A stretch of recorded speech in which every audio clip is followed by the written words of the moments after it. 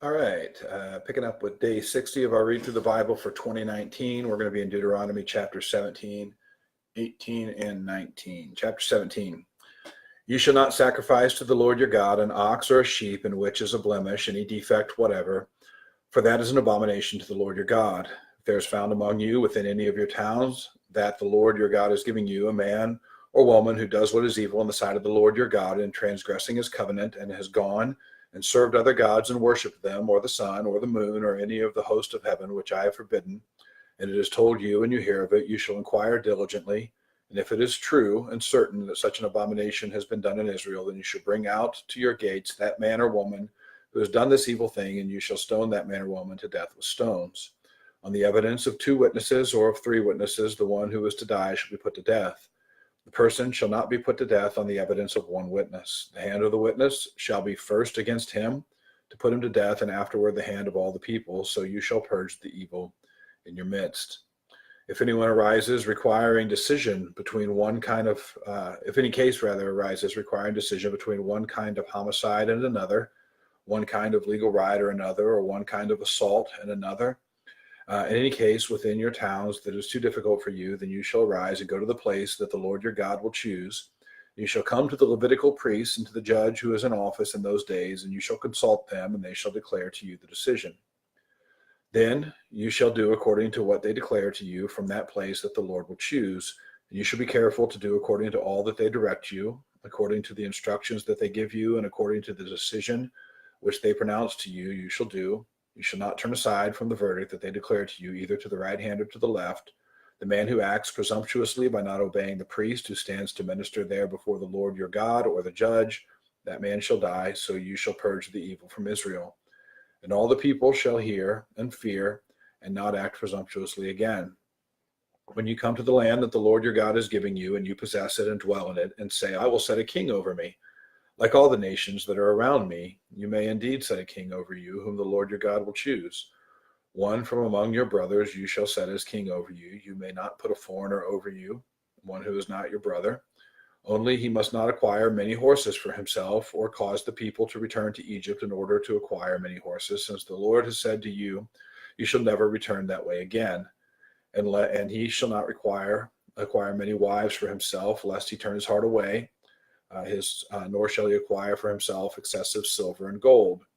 And when he sits on the throne of his kingdom, he shall write for himself in a book a copy of this law, approved by the Levitical priests, and it shall be with him, and he shall read in it all the days of his life, that he may learn to fear the Lord his God by keeping all the words of this law and these statutes and doing them, that his heart may not be lifted up above his brothers, and that he may not turn aside from the commandment either to the right hand or to the left, so that he may continue long in his kingdom, he and his children in Israel. Chapter 18. The Levitical priests, all the tribe of Levi, shall have no portion or inheritance with Israel. They shall eat the Lord's food offerings as their inheritance. They shall have no inheritance among their brothers. The Lord is their inheritance as he promised them. And this shall be the priest's due from the people, from those offering a sacrifice, whether an ox or a sheep.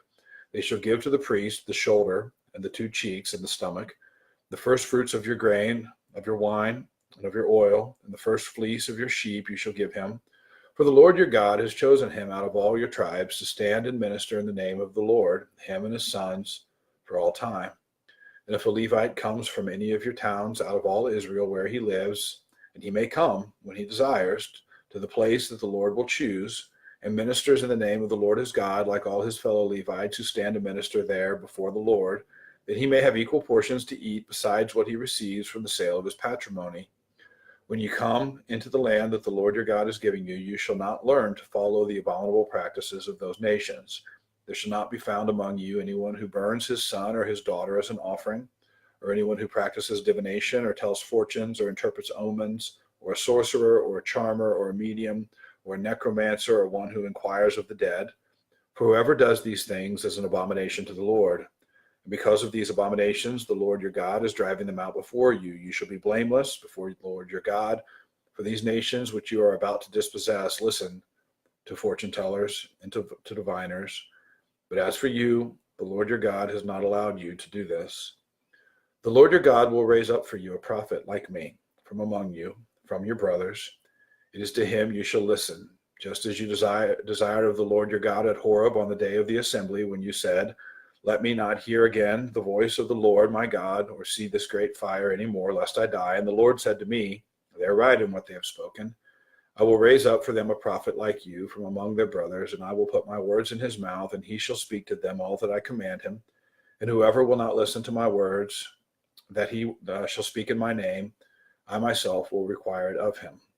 But the prophet who presumes to speak a word in my name that I have not commanded him to speak, or who speaks in the name of other gods, that same prophet shall die. And if you say in your heart, how may we know the word that the Lord has not spoken? When a prophet speaks in the name of the Lord, if a word does not come to pass or come true, that is a word that the Lord has not spoken. The prophet has spoken it presumptuously. You need not be afraid of him. Deuteronomy chapter 19. When the Lord your God cuts off the nations whose land the Lord your God is giving you, and you dispossess them and dwell in their cities and in their houses, you shall set apart 3 cities for yourselves in the land that the Lord your God is giving you to possess. You shall measure the distances and divide into 3 parts the area of the land that the Lord your God gives you as a possession, so that any manslayer can flee to them. This is the provision for the manslayer who by fleeing there may save his life. If anyone kills his neighbor unintentionally, without having hated him in the past, as when someone goes into the forest with his neighbor to cut wood, and his hand swings the axe to cut down a tree, and the head slips from the handle and strikes his neighbor so that he dies, he may flee to one of these cities and live, lest the avenger of blood in hot anger pursue the manslayer and overtake him. Because the way is long, and strike him fatally, though the man did not deserve to die, since he had not hated his neighbor in the past.